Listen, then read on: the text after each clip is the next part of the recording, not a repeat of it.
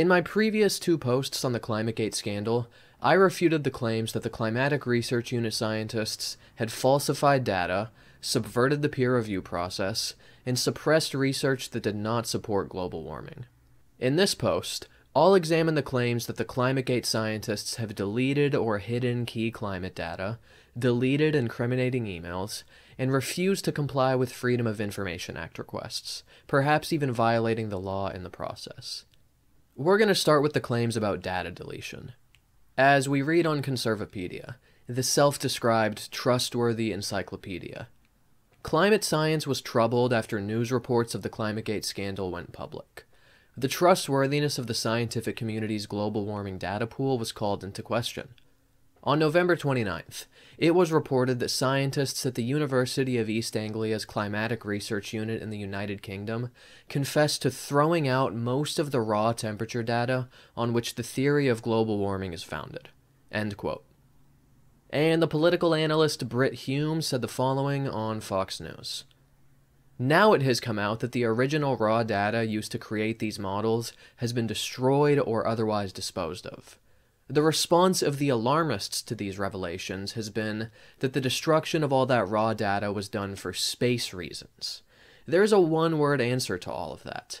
Please. End quote. Let's start out by investigating why these scientists got rid of the data in question, instead of just assuming the worst as a default position, an approach which is the lifeblood of the ClimateGate scandal.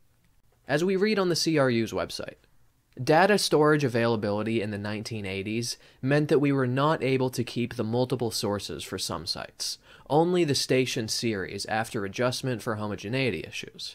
We therefore do not hold the original raw data, but only the value added, i.e. quality controlled and homogenized data. End quote. So notice what they appear to be saying here. It's only the raw data for some sites that they no longer possess. And they weren't able to keep this data not because they had sinister intentions, but because they didn't have sufficient data storage capabilities during the 1980s. This seems like a perfectly reasonable explanation to me. 1 terabyte hard drives weren't exactly standard issue 3 decades ago. Contrast this mundane yet sensible explanation with what Brit Hume says on Fox News. She doesn't say why she thinks they deleted the data, but she implies some sort of heinous motive when she basically says, "I'm not buying your cover story." She also uses the phrase destruction of data, which allows for, and perhaps even encourages, the interpretation that this was done to hide something that they didn't want the public to see. Also notice that Conservapedia presents it as if the CRU deleted the data right around the start of the ClimateGate email release. With this timeline of events in our head, we might imagine that they deleted the data because they were trying to hide something, with this deletion being pressured by the ClimateGate email dump. But the CRU statement makes clear that the data deletion actually took place during the 1980s, so the only way that this could have been pressured by the ClimateGate email dump would be if somebody on their staff had the capacity to travel back in time. And the very source that Conservapedia uses to support their assertion about the throwing out of this temperature data contains a crucial caveat that Conservapedia curiously omitted from its article on the subject. As we read on foxnews.com, the discarded data isn't lost permanently, since archives exist in other locations, notably servers at the Global Historical Climatology Network. End quote. Fox does argue that, quote, the CRU's actions make it more challenging for other scientists to cross-check the facts, end quote. But they simply make this claim and don't explain how this is the case, considering that the data is available elsewhere. But let's assume that this is true. Fine, it's now more difficult for scientists to cross-check the facts. Unless these remaining servers are placed atop slippery, treacherous mountain peaks, or deep within booby-trapped layers of doom, if scientists are interested enough in doing so, they can presumably still access this information. So I see no reason for outrage here, and I see no reason to suspect dastardly motives. When Conservapedia says that the CRU threw out this temperature data, the implication is that the data is lost forever. But as their own chosen source for this claim makes clear, this is plainly untrue, because this temperature data is still accessible at other locations. Conservapedia somehow manages to be misleading and inaccurate for additional reasons on this point. They write that the CRU threw out, quote, most of the raw temperature data on which the theory of global warming is founded, end quote. The way they frame the issue here is just comical. Notice that they use the word theory here, similar to how a creationist will describe evolution as just a theory, in an attempt to minimize and belittle what is, in reality, a scientific conclusion well supported by mountains of evidence. And the idea that the conclusions about global warming are predominantly or entirely dependent upon this one particular organization's dataset is laughable. Conservapedia seems not to understand that there are multiple independent lines of evidence provided by multiple independent organizations, which make clear that global warming is occurring. These lines of evidence include sea level rise, the melting of glaciers and polar ice, altered migration patterns and geographical distributions of organisms, as well as land, sea surface, and atmospheric temperature records. And there's also a straightforward causal explanation for why it is that temperatures would rise as a result of increased greenhouse gas emissions, something else that we have abundant records of.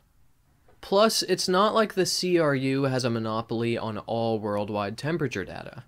By my count, the World Meteorological Organization currently recognizes 60 centennial observing stations across the world, and they're also considering 26 candidate stations.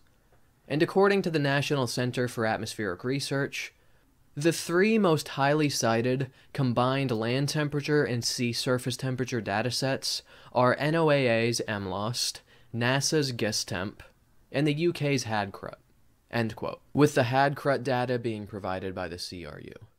So the CRU is just one of several sources of temperature data, and temperature data itself is just one of several lines of evidence demonstrating that global warming is occurring. So Conservapedia's assertion that the theory of global warming is founded upon this one organization's dataset is a silly joke. It is a statement of such colossal ignorance and inaccuracy that it deserves some kind of award. Another set of related issues are freedom of information requests and data availability. This is an area where wrongdoing arguably did take place, but at the same time, it's an area where things are nowhere near as clear-cut as ClimateGaters make them out to be. Quotes from the relevant emails are provided to us in an article on foxnews.com, where we read the following. In another exchange, Professor Jones tells Professor Mann, "If they ever hear there is a Freedom of Information Act now in the UK, I think I'll delete the file rather than send to anyone. And we also have a Data Protection Act, which I will hide behind." In another email, Professor Jones told Professor Mann and Professor Malcolm Hughes at the University of Arizona and Raymond S. Ray Bradley at the University of Massachusetts at Amherst, "I'm getting hassled by a couple of people to release the CRU station temperature data. Don't any of you three tell anybody that the UK has a Freedom of Information Act." Professor Jones complains to another academic, "IPCC is an international organization, so is above any national FOI. Even if UEA, the University of East Anglia, holds anything about IPCC, we are not obliged to pass it on." End quote. Let's begin by taking a step back and asking ourselves, where were these FOIA requests originating from? As we read in a 2009 Nature.com article, between July 24th and July 29th of this year, CRU received 58 Freedom of Information Act requests from Steve McIntyre and people affiliated with Climate Audit, requesting access to the data or information about their use. In the past month, the UK Met Office, which receives a cleaned-up version of the raw data from CRU, has received 10 requests of its own. End quote. And in case you're unaware of who he is, as we read on sourcewatch.org, Stephen McIntyre is the primary author of the blog Climate Audit, noted for its many articles skeptical of climate change. He is a prominent critic of scientific studies of temperature records of the past 1,000 years that show increasing global temperatures. End quote. So these were largely a bunch of climate change deniers pestering them for their data. As the scientist Ben Santer put it, he and others are inundated by frivolous requests from skeptics that are designed to tie up government-funded scientists. End quote. I think it's questionable that these are actually the intentions of the people making the requests, but these, in his view, are the results of so many requests. Phil Willis, the chair of a committee that investigated the ClimateGate scandal, said the following: "We do believe that Professor Jones has in many ways been scapegoated as a result of what really was a frustration on his part, that people were asking for information purely to undermine his research." End quote. Lord Oxburgh, who led another investigation into the ClimateGate scandal, went so far as to say that sustained requests to CRU scientists for data and computer codes from McIntyre and others could have amounted to a campaign of harassment. End quote. Now, to be fair, my response to Phil Willis's point would be the following. Why is it wrong to use the raw data to try to undermine their research and prove them wrong? Is this not the essence of independent verification? Maybe these researchers wouldn't like it if access to their data proved them wrong, but holding on to the data because they want to avoid this outcome is flagrantly anti-scientific behavior. The thing is, this is not exactly where Phil Jones was coming from. To be precise, as he wrote in an email, he was concerned about the temperature data being distorted and misused, not merely used to investigate his findings. Still, even in that case, my response is, so what? Give people the data, let them make their mistakes, and let these mistakes be exposed for the whole world to see. If there's nothing to hide, if there's nothing that can be used as fodder by these climate change deniers, why not just release the data and be done with it? The thing is, this is not the only reason why the scientists were not releasing the data. At the time that these FOIA requests were made, these scientists did not believe that they were even at liberty to release this information to the public. As we read on the CRU website, since the early 1980s, some National Meteorological Services, other organizations, and individual scientists have given or sold us additional data for inclusion in the gridded datasets, often on the understanding that the data are only used for academic purposes, with the full permission of the NMSs, organizations, and scientists, and the original station data are not passed on to third parties. The problem is a generic issue and arises from the need of many NMSs to be, or aim to be, cost neutral, i.e., sell the data to recoup the costs of making observations and preparing the data. We receive numerous requests for these station data. These data are not ours to provide without the full permission of the relevant NMSs, organizations, and scientists. We hope in the future that we may be able to provide these data, jointly with the UK Met Office Hadley Centre, subject to obtaining consent for making them available from the rights holders." End quote. And it was only a small percentage of the CRU's raw data that was subject to these confidentiality agreements. As we read on Wikipedia, over 95% of the CRU climate dataset had been available to the public for several years before July 2009, when the university received numerous FOI requests for raw data or details of the confidentiality agreements from Stephen McIntyre and readers of his Climate Audit blog. End quote. So it's not like the totality of the CRU's raw data was hidden from the public eye or otherwise made inaccessible to curious individuals or fellow researchers. If I understand it correctly, less than 5% of their data fell into this category. I'm wondering what it is that climate change deniers expected to find here. Were they looking for shocking proof that global warming was a hoax or that its severity was exaggerated? Could less than 5% of the temperature data even skew our understanding of the warming trend so dramatically? And if we don't trust these scientists to begin with, why would we trust them to even give us accurate data? Why wouldn't we just believe that all of the temperature data has been fabricated out of whole cloth to suit their devious inclinations?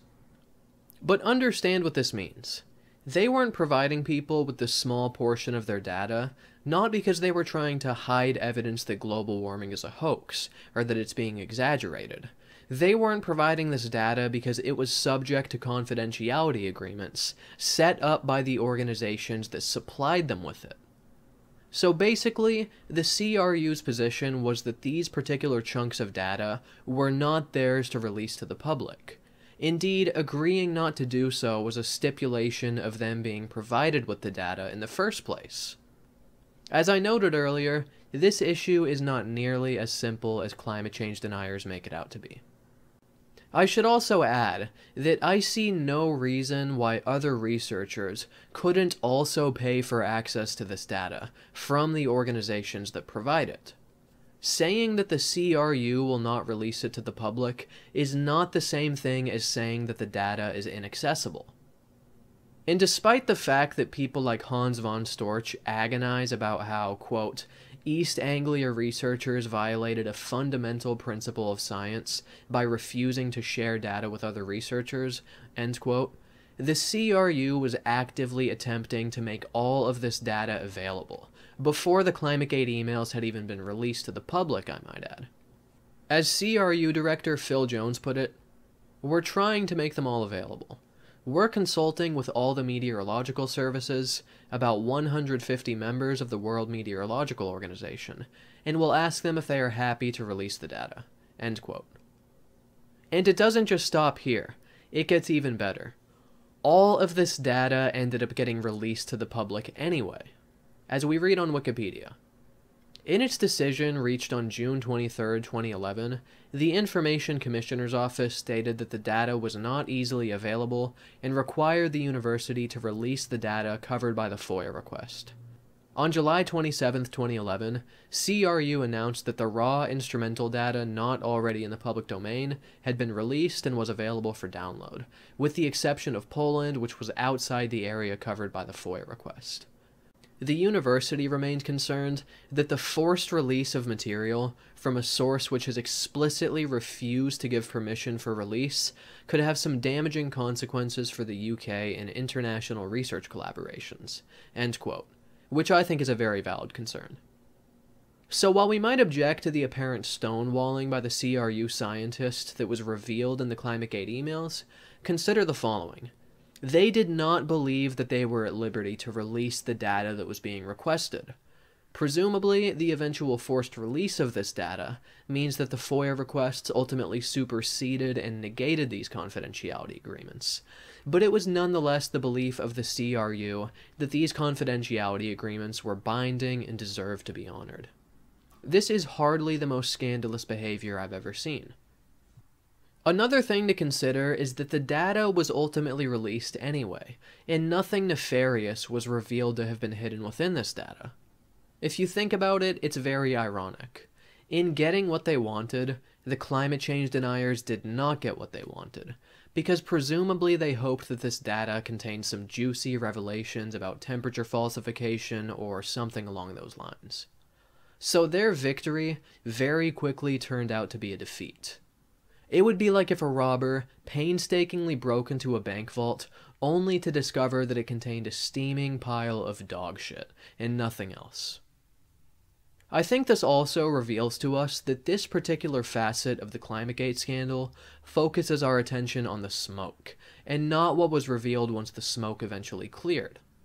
Climate change deniers express indignation over the fact that this data was not promptly released in accordance with these FOIA requests, but the data eventually was released, and it revealed nothing incriminating.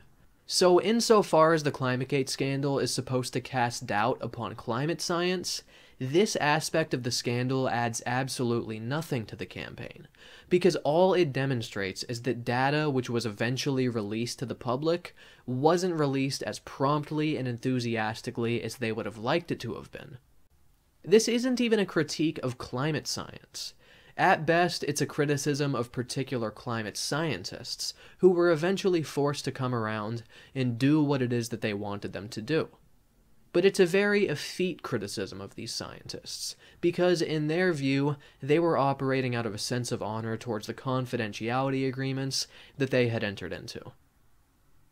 If you just read these cherry-picked quotes from the emails and understand absolutely nothing about the context, they might seem quite damning. But if you actually investigate the subject and understand the events that took place, it becomes clear that there is just nothing here. This is an empty sack, the contents of which we were led to believe were astonishing. Now that I've dealt with the FOIA requests as they relate to the release of data, let's now conclude by examining the deletion of emails. This was discussed in a few different ClimateGate emails. As we read on foxnews.com, Professor Jones further urges Professor Mann to join him in deleting email exchanges about the Intergovernmental Panel on Climate Change's controversial assessment report. Can you delete any emails you may have had with Keith regarding the IPCC's Fourth Assessment Report? Professor Jones complains to another academic, I did get an email from the FOI person here early yesterday to tell me I shouldn't be deleting emails. We only have emails from Professor Jones' institution, and with his obvious approach to delete files, we have no idea what damaging information has been lost. End quote. A few points need to be made here. First, as far as I can tell from my research, nowhere in the emails does Phil Jones appear to specify why he wants people to delete these emails. This is important to point out, because if you're a ClimateGator who reads discussions about deleting emails, you very well might assume that they're doing so for sinister reasons, but this isn't necessarily the case. The deletion of these emails was almost certainly triggered by a Freedom of Information request for these emails. As we read on Wikipedia, David Holland, an electrical engineer from Northampton, made a 2008 FOI request for all emails to and from Keith Briffa about the IPCC Fourth Assessment Report. End quote. And as The Guardian reports, days after receiving the request, Jones asked Mann, can you delete any emails you may have had with Keith Briffa regarding AR4? End quote. So while we know what it is that triggered the deletions, we don't know what within the emails they didn't want revealed to the public, or revealed to the people making the FOI requests. It could have been any number of things. Perhaps the emails contained shocking evidence of data manipulation, which exaggerated the severity of global warming. This is a possible explanation, but other explanations exist. For example, perhaps the emails simply contained embarrassing information. What if the scientists made some obscene jokes among themselves that they didn't want the public to see? Or perhaps it was something more extreme. What if they were talking about cheating on their wives or soliciting prostitutes? Or what if they were planning on sucking each other's cocks after the next scientific conference? Or maybe, in a quixotic twist, they were talking about criminality, but it was completely unrelated to global warming or their work at the CRU, like if their emails discussed robbing a gas station or something. Or what if they were talking about hooking each other up with some recreational drugs? It certainly wouldn't be the first time that somebody got drugs through a coworker. Not speaking from experience, of course. I've just heard that this is how people get drugs sometimes. I saw it on television once. Nonetheless, like I was saying, the point is that a number of explanations exist, and leaping to conclusions and assuming the worst when we simply do not know the explanation is not a reasonable thing to do. These deletions also could have been related to the previously discussed confidentiality agreements. Perhaps they talked about and cited this data at some point, and they were attempting to delete these emails so as to honor these agreements. Or maybe there wasn't even anything to hide, but they were just opposed on principle to the idea of people peeking into their private email conversations. Lots of options are on the table, but like I said, we just don't know why they deleted them, or at least I was unable to find a clear explanation during my research. In fact, Michael Mann denies that he even deleted any emails, but even if emails were deleted, there's little that we can conclude from this fact alone. As John Lott wrote for Fox News, we have no idea what damaging information has been lost. End quote. That's right, we have no idea, so let's not pretend like we do. Now let me be absolutely clear about something at this point. The deletion of emails, if they actually followed through with it, very well could have been illegal, regardless of why they deleted the emails and what the contents of the emails were, whether they simply contained a few obscene jokes or evidence of massive fraud. As we read on Wikipedia, in January 2010, news reports highlighted that FOI legislation made it an offense to intentionally act to prevent the disclosure of requested information, but the statute of limitations meant that any prosecution had to be raised within 6 months of the alleged offense. End quote. So these emails that we've read from in this video could contain clear evidence of criminality by these scientists. But understand that even if we grant that laws were broken in deleting emails or otherwise not sufficiently complying with FOIA requests, this is a completely separate issue from the validity of the CRU's temperature data, and especially from the validity of climate science in general. In other words, criminally not complying with FOIA requests doesn't prove that the data provided by the CRU is somehow fraudulent or invalid, and it especially does not prove that climate science in general is untrustworthy. The most that we can say is that these particular scientists might be untrustworthy, and even that seems like a stretch, because to reiterate, we have no idea why they deleted these emails. So we can grant you, for the sake of argument, that these scientists did break the law in deleting these emails, or otherwise not complying with FOIA requests, and this says absolutely nothing about whether global warming is occurring or not. Before I conclude this series on the ClimateGate emails, I should point out that I'm not alone in my viewpoint that the accusations of data falsification or scientific misconduct are not borne out by the facts. At least 8 separate committees investigated the ClimateGate allegations and found that they were without merit. For example, as Wikipedia writes, the report of the Independent Science Assessment Panel was published on April 14, 2010, and concluded that the panel had seen no evidence of any deliberate scientific malpractice in any of the work of the Climatic Research Unit. End quote. As another example, Wikipedia writes that the Pennsylvania State University Inquiry Committee determined on February 3, 2010, that there was no credible evidence Michael Mann suppressed or falsified data, destroyed emails, information, and/or data related to the IPCC Fourth Assessment Report, or misused, privileged, or confidential information. End quote.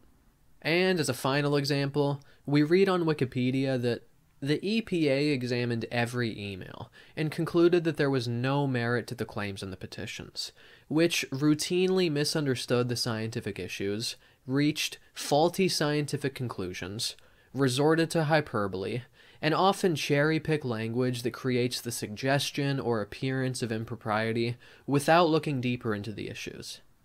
In a statement issued on July 29, 2010, EPA Administrator Lisa P. Jackson said the petitions were based on selectively edited, out-of-context data and a manufactured controversy, and provided no evidence to undermine our determination. Excess greenhouse gases are a threat to our health and welfare. End quote. I'd be curious to hear the response from the other side. Are all of these independent organizations also in on the conspiracy?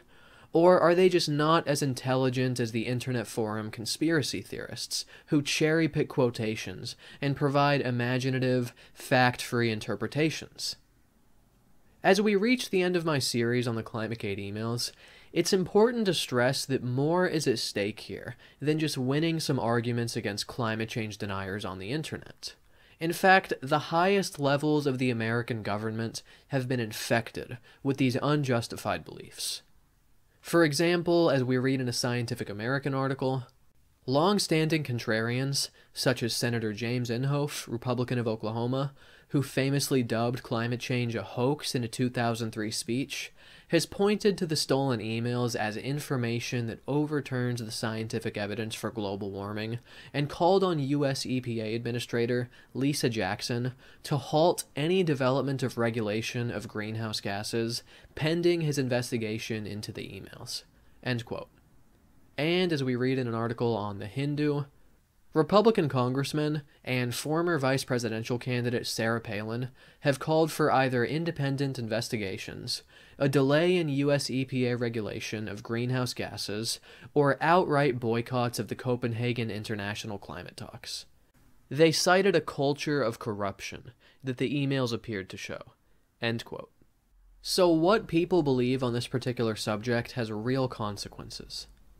Considering the current trends in greenhouse gas emissions and the impact this will have on worldwide climate and biodiversity, taking immediate, substantial action is essential, and these unjustified beliefs regarding the ClimateGate emails are a roadblock to such action. Thanks for listening, everybody. Make sure to subscribe for more content, follow me on Twitter, and become a supporter on Patreon if you'd like to financially support the channel. Until next time, take care.